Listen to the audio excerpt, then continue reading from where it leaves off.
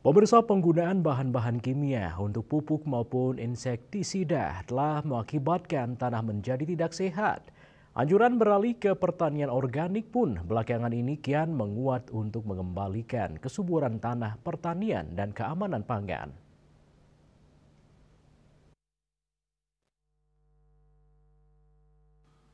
Pertanian dengan pola kimia telah berlangsung lama. Cara ini dalam jangka panjang justru mengakibatkan tanah dan ekosistem pertanian terancam.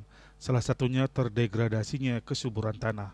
Untuk menyelamatkan atau mengembalikan lagi kesehatan tanah dan ekosistemnya, pertanian organik belakangan ini mulai banyak dilirik petani, meski belum banyak yang menekuni.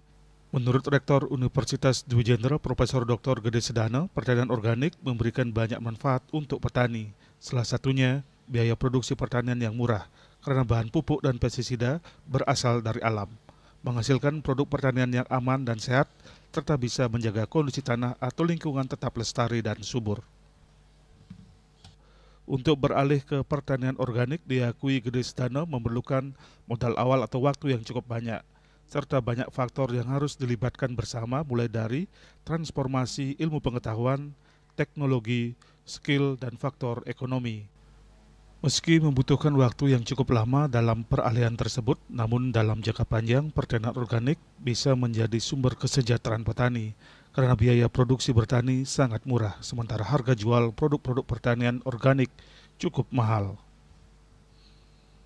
Jadi ke depan memang sistem pertanian organik ini yang menjadi bagian dari pembangunan pertanian berkelanjutan, apalagi berbasis dengan pangan lokal, ini tujuannya adalah meningkatkan kesejahteraan petani melalui peningkatan pendapatannya.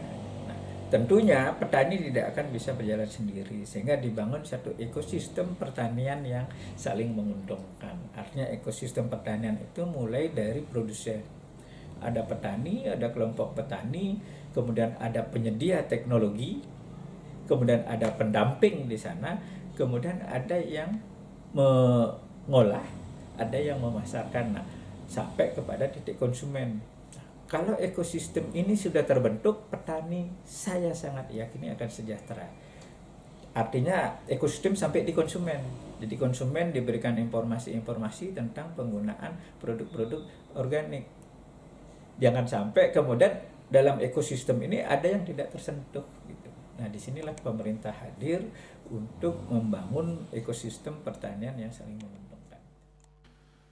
Mengingat proses transisi yang memerlukan waktu dan ilmu, peran pemerintah di sini sangat diperlukan untuk membina petani dalam rangka perpindahan dari pertanian kimia menjadi pertanian organik. Ria Sobali TV.